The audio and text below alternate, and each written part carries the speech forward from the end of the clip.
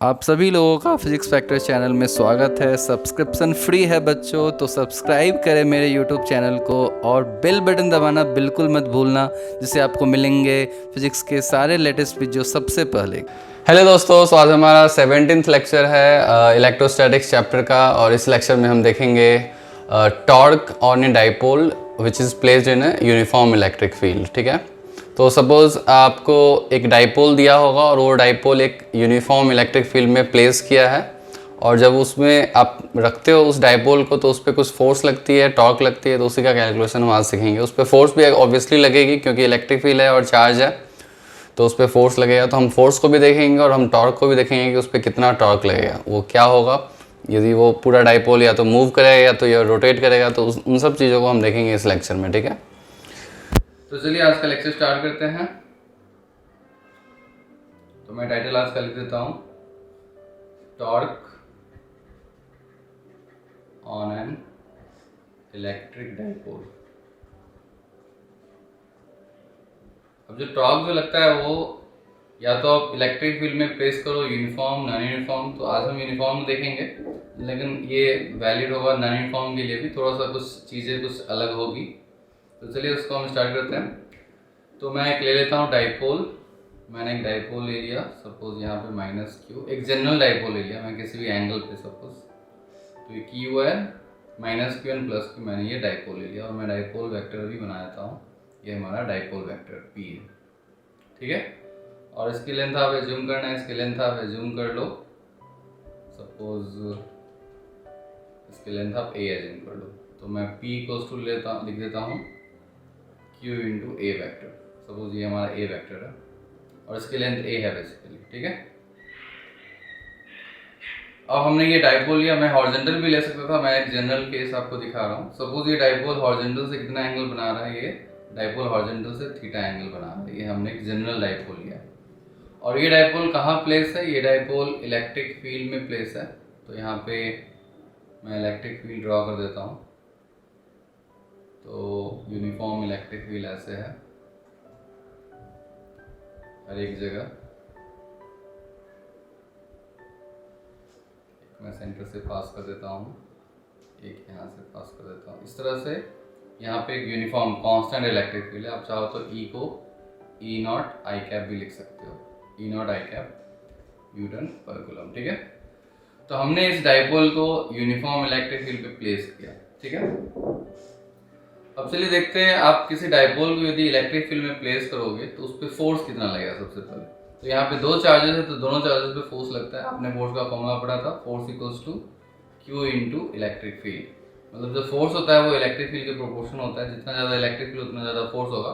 और product of electric field and charge. ठीक है, product of electric field and charge. तो अब देखो इस क्यू पे यदि मैं फोर्स डायग्राम बनाऊं तो फोर्स इस डायरेक्शन में लगेगा, इसको मैं एफ बोल देता हूँ। और माइनस क्यू पे फोर्स यदि नेगेटिव है तो इस डायरेक्शन में लगेगा एफ। तो ये दोनों फोर्स लग रहे हैं। अब ध्यान से देखोगे तो ये डाइपोल पे इक्वल एंड अपोजिट फोर्स लग रहा है, दोनों डायरेक्शन में लग रहा है एक तरह से। ठीक है, तो क्या होगा, बॉडी पे नेट फोर्स क्या है, 0 है, तो बॉडी मूव तो नहीं करेगी हॉरिजॉन्टल डायरेक्शन में। वर्टिकल डायरेक्शन में कोई फोर्स है नहीं है, that means body as a whole dipole उसी पॉइंट पर रहेगा स्टेशनरी। इसका ऑरिजिन और इसका सेंटर ऑफ मास आप बोल सकते हो, इसका सेंटर ऑफ मास मूव नहीं करेगा। That means the net force on a dipole is 0 when it is placed in a uniform electric field. So ये हम कंक्लूजन निकाल सकते हैं। ठीक है, x डायरेक्शन में फोर्स भी 0 आएगा और y डायरेक्शन में फोर्स भी 0 आएगा, तो हम लिख सकते हैं नेट फोर्स। और आप ध्यान से देखोगे, आपने रोटेशनल मोशन में टॉर्क का कॉन्सेप्ट पढ़ा था, टॉर्क, और आपने ये कपल का भी कॉन्सेप्ट पढ़ा था कि जब इक्वल एंड अपोजिट फोर्सेस लगती है तो उस पर कपल एक्ट करता है, वो बॉडी रोटेट कर सकता है। तो हम उसी को हम देखेंगे कि सेंटर के अबाउट इस पे टॉर्क हम निकालने की कोशिश करेंगे। ठीक है, अभी इसका डिस्टेंस a/2 है और इसका भी डिस्टेंस a/2 है।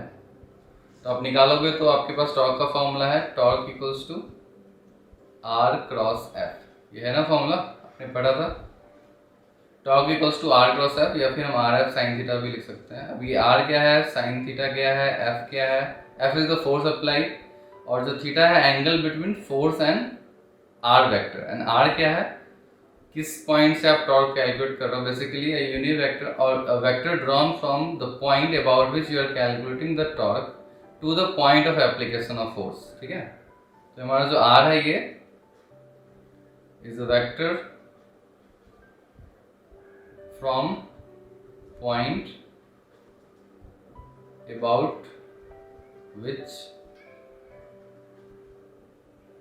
you are calculating torque to the point of application of force। जगह नहीं है, मैं ऐसे लिख दिया हूँ, या फिर मैं यहाँ पे क्लियरली लिख देता हूँ। देखो एक्चुअली जो टॉर्क में r जो है ये it is a vector drawn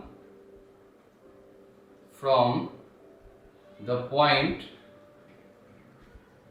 about you are calculating torque। मेरी हैंड राइटिंग थोड़ी ख़राब है, ठीक है, मैं इसको ठीक कर रहा हूँ, तो और स्लो में लिखता हूँ। A vector drawn from the point about which you are calculating torque to the point of application, ठीक है। अब इसको समझते हैं। इसलिए आपने टॉर्क पढ़ा हो तो ये आपको समझाया गया होगा कि आर क्या है। एक ऐसा वेक्टर ड्रॉ करना है जहां जिस पॉइंट से आप टॉर्क कैलकुलेट कर रहे हो उस पॉइंट से लेके पॉइंट ऑफ एप्लीकेशन जहां पे फोर्स लग रहा है, ठीक है। तो फोर्स यहाँ पे लग रहा है, तो ये हमने वेक्टर एक तरह से ये वेक्टर हमने ड्रॉ किया, ठीक है।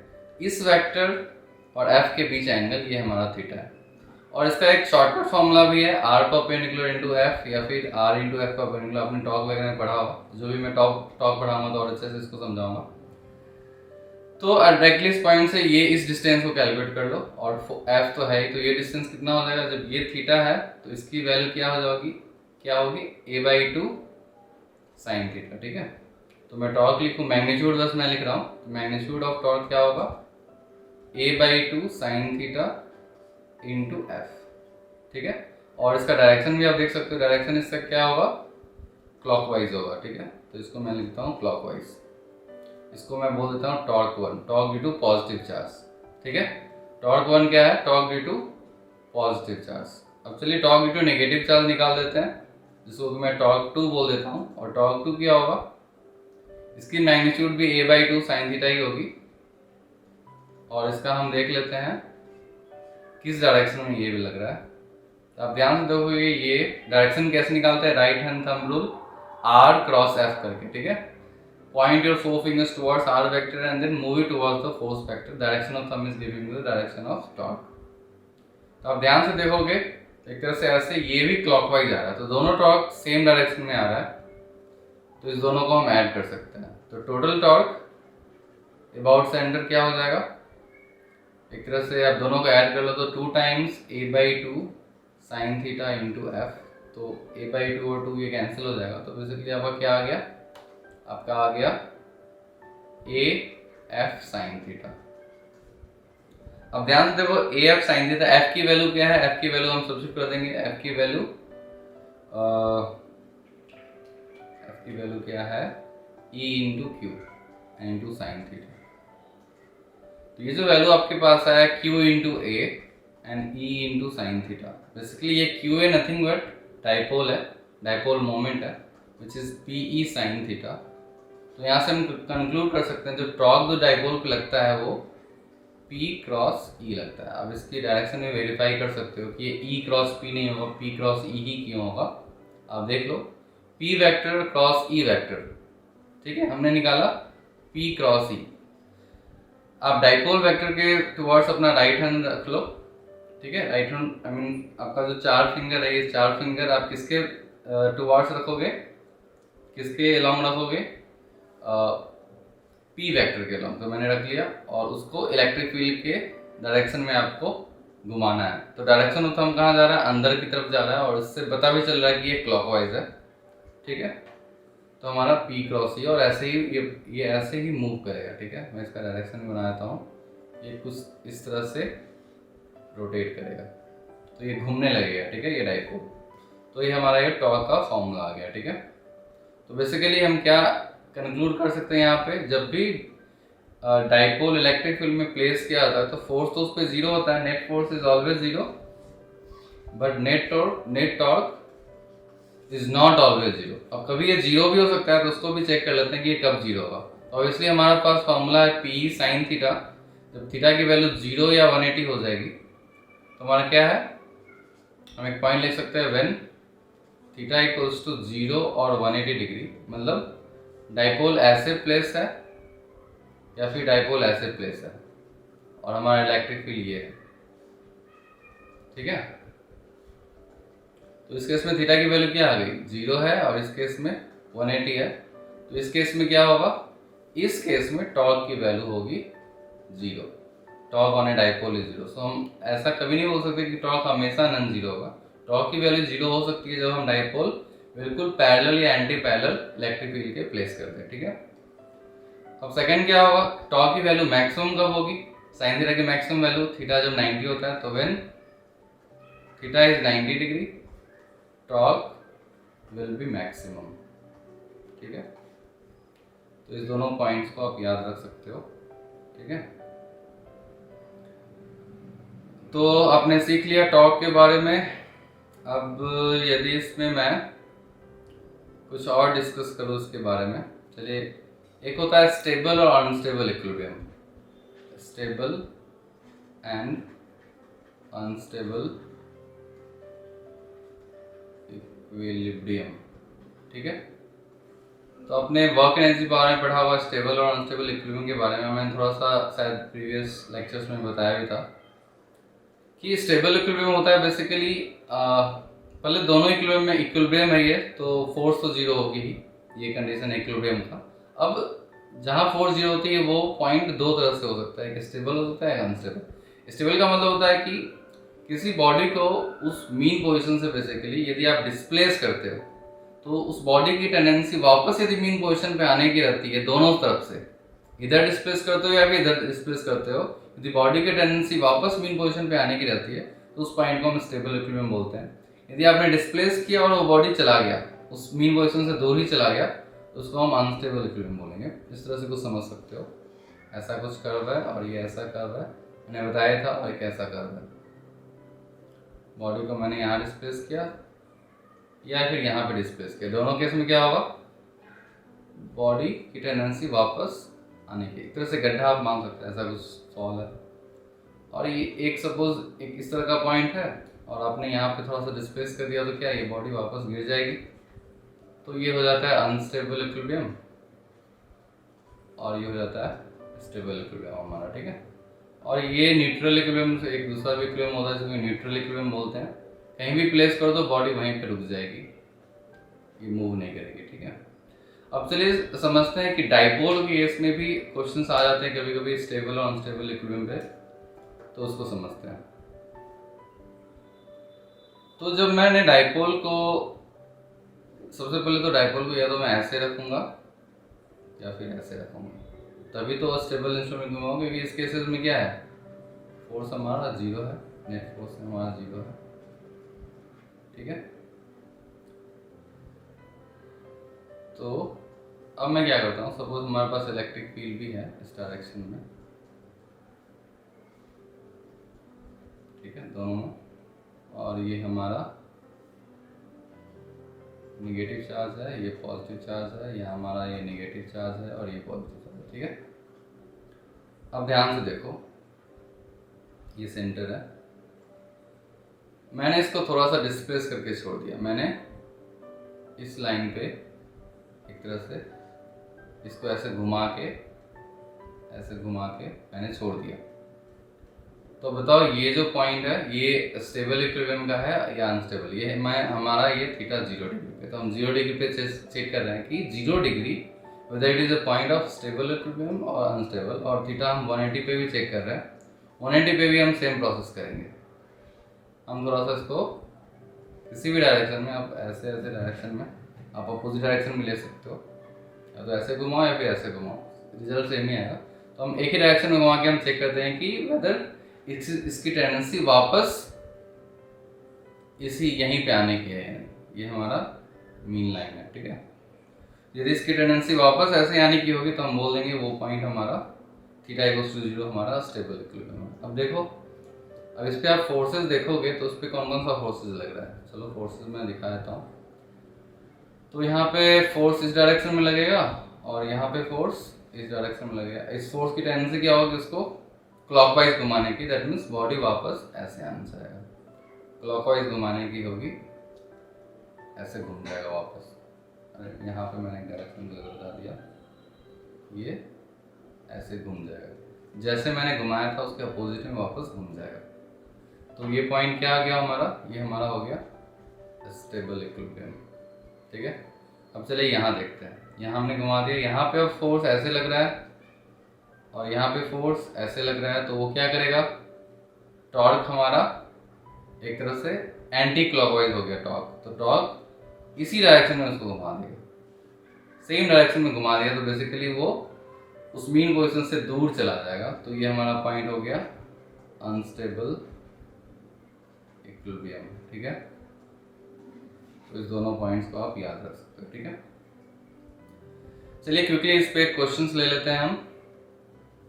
मैं क्वेश्चन 1 सिंपल सा क्वेश्चन मैं देता हूँ। सपोज इलेक्ट्रिक फील्ड यहाँ गिवन है आपको और इसकी वैल्यू E0 है और हमने एक डाइपोल रख लिया, ऐसे, यहाँ पे माइनस चार्ज रखा और यहाँ पे प्लस चार्ज रखा और ये एंगल हमारा 60 डिग्री है और डाइपोल की मास m है। ठीक है, और हमने इसको यहाँ पे रिलीज किया, यहाँ पे t=0 पे हमने रिलीज किया। ठीक है, हम यहाँ पे छोड़ देंगे तो क्या करे लगेगा, उस पर टॉर्क लगेगा और वो घूमने लगेगा। तो क्वेश्चन ये पूछा है कि find the angular acceleration, angular, और इसकी लेंथ आप एज्यूम कर लो कि इसकी लेंथ L है, टोटल लेंथ L है। Find the angular acceleration of dipole just after it is released.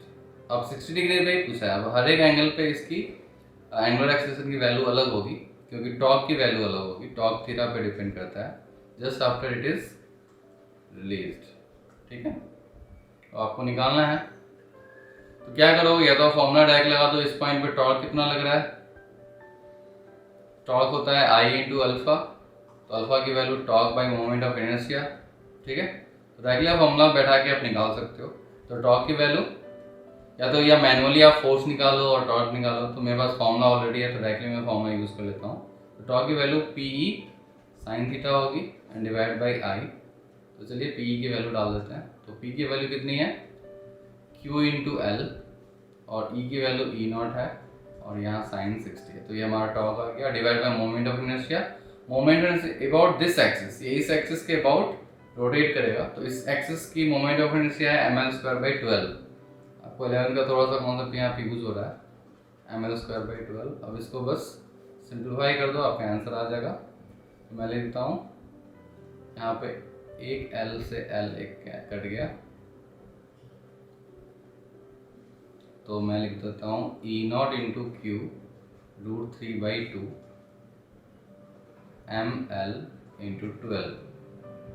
तो आपका क्या आंसर आ गया, टॉर्क की वैल्यू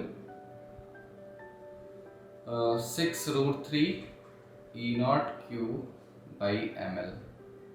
और यदि आप आपसे डायरेक्शन पूछा जाएगा टॉर्क का, तो क्या बोलोगे डायरेक्शन, डायरेक्शन हमारा इसकी टेंडेंसी किधर जाने की रहेगी, फोर्स ऐसे लग रहा है तो बेसिकली इसकी टेंडेंसी क्लॉकवाइज मूव करने की रहेगी। तो या तो आप माइनस के कैप लिख सकते हो, ये के कैप माइनस के कैप है, या फिर आप इनटू द प्लेन ऐसे बोल सकते हो टॉर्क की डायरेक्शन, या फिर क्लॉकवाइज भी कभी कभी आप बोल सकते हो, कोई इशू नहीं।